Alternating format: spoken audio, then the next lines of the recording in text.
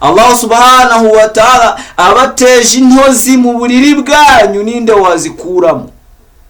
Bagaragwa Allah subhanahu wa ta'ala abateje intozi mu birenge byanyu, ninde wazibakuriraho?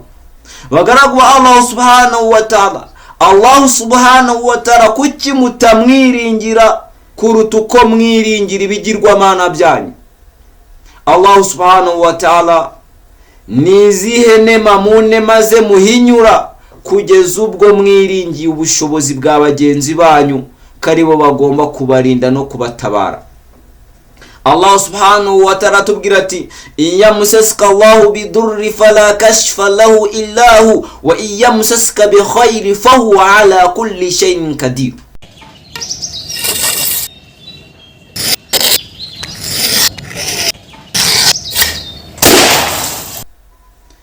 Mwenyezi Mungu subhanahu wa ta'ala aratubwira muri Qur'an, atubwira ati na babandi bishyiriraho ibigirwamana baretse Allah subhanahu wa ta'ala we umurinzi wabo, kandi wowe ntabwo ubashinzwe yewe Muhammad sallallahu alayhi wasallam.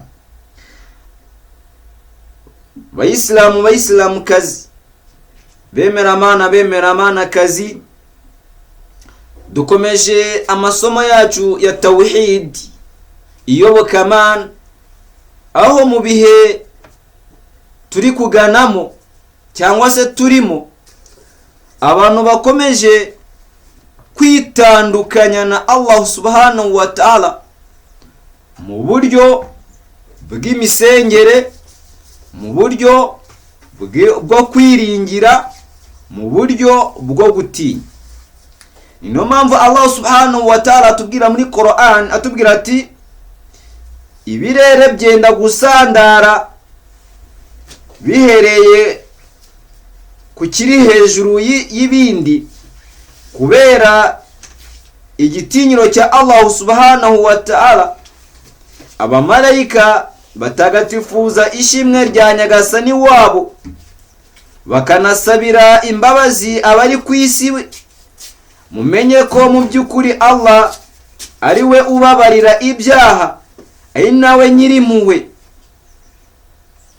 Abantu bakomeje kwizera imbaraga zabo, ubushobozi bwabo, ubwenge bwabo, amashuri yabo, imitungo yabo, urubyaro rwabo, urushako rwabo, bakabisimbuza kwiringira Allah subhanahu wa ta'ala, we muhanzi w'ibiri mu kirere ndetse n'ibiri hasi, we muremyi waremye amafi ari mu mazi mugenda mukaroba ku bushake bwa Allah subhanahu wa ta'ala, akabumvira akazamuka ku ndobane mwashizemo.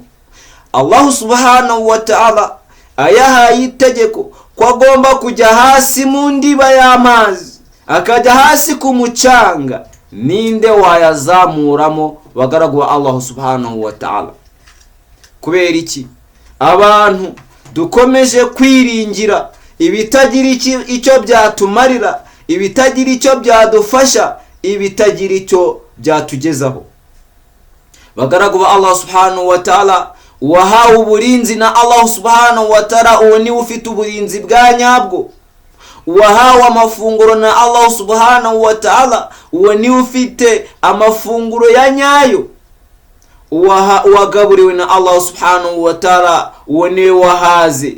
Wigishijwe na Allah subhanahu wa ta'ala, uwo ni we mumenyi. Naho wa wundi wigishijwe na Iblis lanatullahi alayhi, uwo yarayobijwe. Bagaragwa Allah subhanahu wa ta'ala, dufata umwanya nk'uyu nguyu kugira ngo twibukiranye.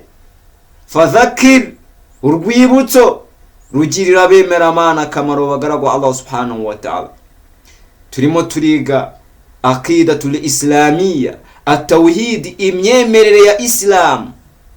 Bagaragwa Allah subhanahu wa ta'ala, alati usaba nusabwa bose n'abanyantege nkeya, bose baremwe na Allah subhanahu wa ta'ala, umuremyi w'ibiremwa byose. we waremye ibigaragara n'ibitagaragara. Fala uqsimu bima tubsiruna wa ma la tubsirun. Allah araturahirira kubyo tuzi ndetse n'ibyo tutazi, kubera ko Allah subhanahu wa ta'ala we abizi. Bagaragwa Allah subhanahu wa ta'ala, Allah subhanahu wa ta'ala abateje intozi mu buriri bwanyu, ninde wazikuramo? Bagaragwa Allah subhanahu wa ta'ala abateje intozi mu birenge byanyu, ninde wazibakuriraho? Bagaragwa Allah subhanahu wa ta'ala, Allah subhanahu wa ta'ala kuki mutamwiringira kuruta uko mwiringira ibigirwamana byanyu?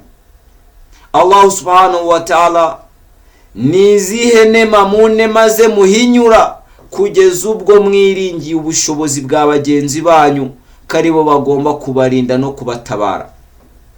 Allah subhanahu wa ta'ala tubwira ati iyamsaska Allahu bidurri fala kashfa lahu illa hu wa iyamsaska bi khayri fahuwa ala kulli shay'in qadir. Allah subhanahu wa ta'ala aguteje ingorane, abari kwisi bose ntabwo bagira icyo bakora kugira ngo bazigukureho. Allah subhanahu wa ta'ala aguteje intozi, Allah subhanahu wa ta'ala aguteje inzuki, Allah subhanahu wa ta'ala aguteje amavubi.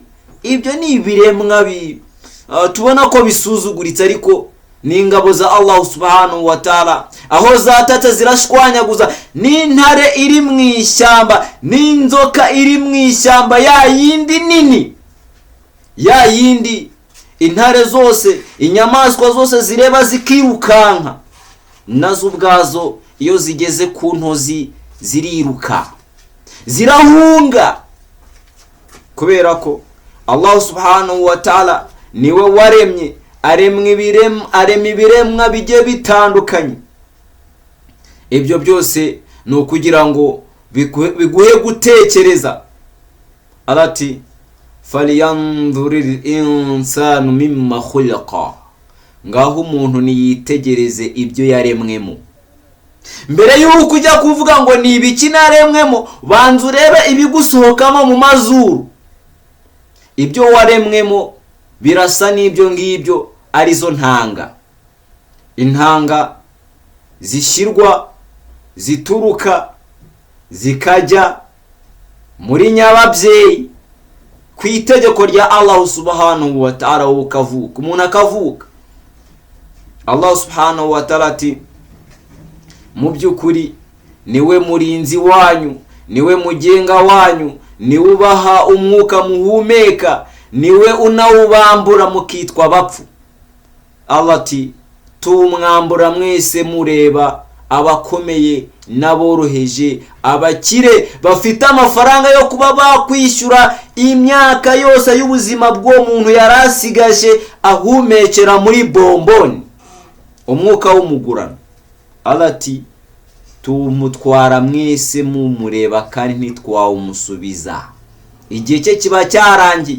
Bagaragwa Allah subhanahu wa ta'ala, intumwa n'abahanuzi baraje barigisha la ilaha illa Allah, hanyuma nta kindi gisubizo bazisubizaga, barazibira ngo mwe muri abarozi, mwe muri abasazi.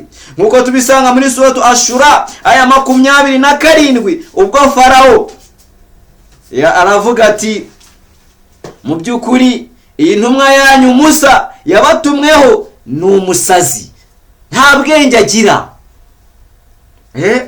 nta bwenge agira. Bagaragwa Allah subhanahu wa ta'ala, umuntu wigisha kalimati tawhidi la ilaha illa Allah, ijambo la ilaha illa Allah, uburemere bwaryo la ilaha illa Allah butugira abavandimwe. Ariko si ubuvandimwe buri hehe bavandimwe abayisilamu? Haba mu bashehe, abashehe ubuvandimwe bwabo buri hehe bavuze la ilaha illa Allah? Buri ntumwa yose yaraje irigisha la ilaha illa Allah.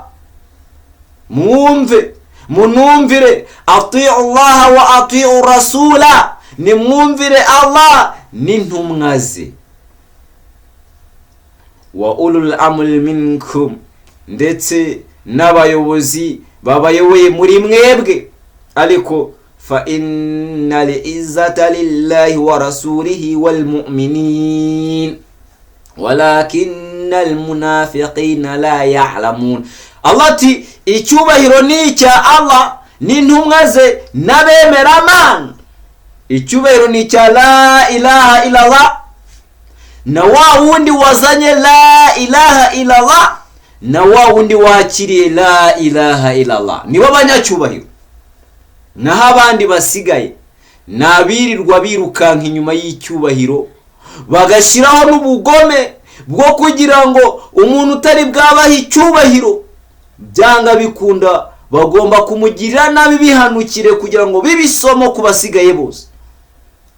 Icyubahiro cyakagombye guhabwa Allah subhanahu wa ta'ala, kigahabwa bamwe mu bayobozi batuyoboye. Allah ati ati'u Allah wa ati'u rasula wa ulul amri minkum, suratul nisa umurongo 59. Allah ati mwumvire Allah, munumvire n'intumwa ye ndetse n'abayobozi babayoboye muri mwebwe. Icyo mutazumvikanaho nabo faruduhu ila Allahi wa rasuli, muzakigarure muri la ilaha illallah, muzakigarure kuri wa wundi wakiriye la ilaha illallah, intumwa. In kuntum tu'minuna billahi wal yawmil akhir, nimba muvuga koko ko mwemera Allah subhanahu wa ta'ala n'umunsi w'imperuka. Bagaragwa Allah subhanahu wa ta'ala, ku munsi w'imperuka abantu bazinjira mu muriro. Watu wengi wataingia motoni, wengi katika majini na watu wengi wanaingia motoni kwa sababu kuzihe mpamvu bakurikiye abayobozi babo, bakurikiye iki gice cya gatatu aricyo cy'abayobozi. Abayobozi bari mu nzego zitandukanye, ababyeyi n'abayobozi, abakoresha bacu n'abayobozi, abayobozi b'igihugu, abaminisitiri, abadepite, abameya b'uturere, abameya b'imirenge, abagitifu b'utugari, mu midugudu hirya no baravuga tugakurikira. Ariko se ibyo dukurikira mu by'ukuri birahura na la ilaha illallah? Nta yindi mana iriho ikwiriye kumva no kumvirwa uretse Allah subhanahu wa ta'ala. Bagaragwa Allah subhanahu wa ta'ala, uramenye umuyobozi ntazakubwire ngo genda wice umuntu w'inzira karengane ugende umwice nkuko byabaye muri jenoside yakorewe abatutsi mu 1994. Uramenye ntuzaterura imbunda yawe ngo ugende urasa umuntu bakubwira ngo piga hadui nawe uhita ukora mu mbarutso urase. Uyu muntu uzaba umuhoye iki? Yaumul kiyama uzaza wikoreye amaraso yiwe, uzaza wikoreye umubiri w'uyu muntu, akubaza ngo wampoye iki, niki wanzijije. Ntabwo byemewe kwica umuntu muhoye ubusa, ntabwo byemewe kurasa umuntu, kwica umuntu umuhoye ubusa, umuzije ngo uko yaremwe, ngo umuzije ngo imvugo yigishije, umuzije ngo ibyo yavuze. Kubera iki? Allah ati icyubahiro ni icya la ilaha illallah, fa inna li'izzata lillahi. Icyubahiro ni icya Allah, umuremyi w'ibiremwa byose, waremye inyamaswa zitandukanye, izifite ubugome n'izidafite ubugome. Waremye inzoka, akarema ingwe, akarema ibitarangwe, akarema intozi, akarema inshishi, akarema amavubi, akarema ibyo byose, akarema imiyaga, akarema imisozi, akarema ibibaya, akarema amazi, akarema ibiri hejuru mu kirere. Ibyo byose uwo wabiremye niwe ugomba gutinya, niwe ugomba kubahwa, niwe ugomba kwiringirwa, niwe ugomba kwizera. Yesu mwene Mariyamu yaravuze ati, Isa ibn Maryam yaravuze ati, uramenye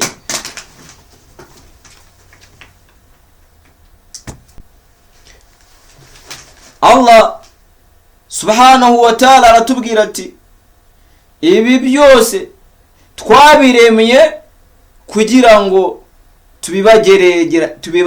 bibe ibigeragezo kuri mwebwe. Turebe, ese munaogopa Allah subhanahu wa ta'ala, Mwenyezi Mungu subhanahu wa ta'ala? Icyubahiro murakigarura kuri Allah subhanahu wa ta'ala, cyangwa icyubahiro murakigarura hagati yanyu ku bwanyu, Allah subhanahu wa ta'ala we mumwirengagiza? Bagaragu ba Allah, umuntu wese wigishije tawhid, akigisha imyemerere ya la ilaha illallah n'agaciro ka la ilaha illallah, ahita ahinduka umwanzi ku bantu ku mpamvu z'uko fa inna li'izzata lillahi wa rasulihi wal mu'minina walakina al munafiquna la ya'lamun. Kubera ko iyo uri kwigisha abantu ngo bagarure icyubahiro kwa Allah, umuremyi ibiremwa byose, we uduha amafunguro, akaduha ibyo turya n'ibyo tunywa, akamanura imvura ivuye hejuru mu kirere,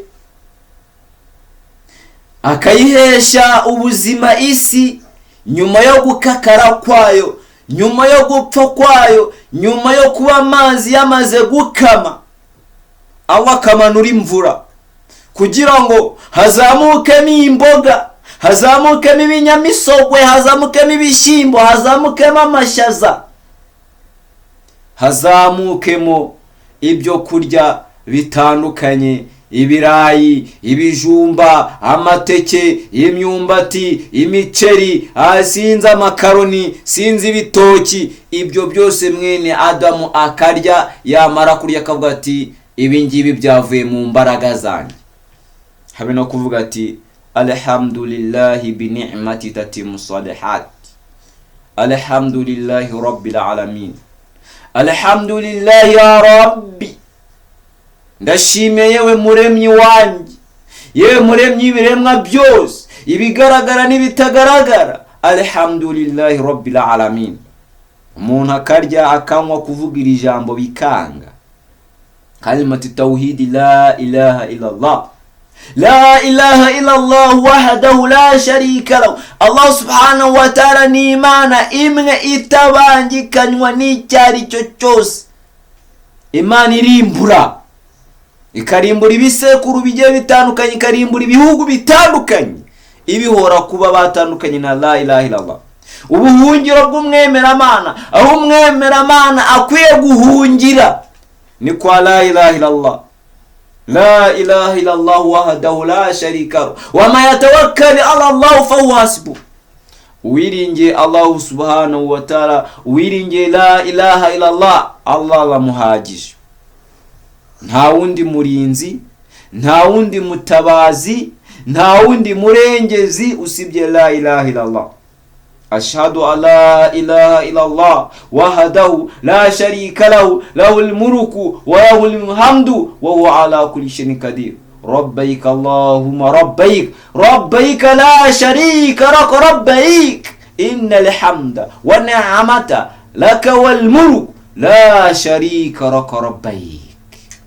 Uburemere bw'aya magambo, agaciro kayo, icyubahiro cyayo ni cya la ilaha illallah. Nimba ushaka kuba umunyacyubahiro, egera la ilaha illallah, hamagara la ilaha illallah, kurikira abazanye la ilaha illallah, intumwa n'abahanuzi.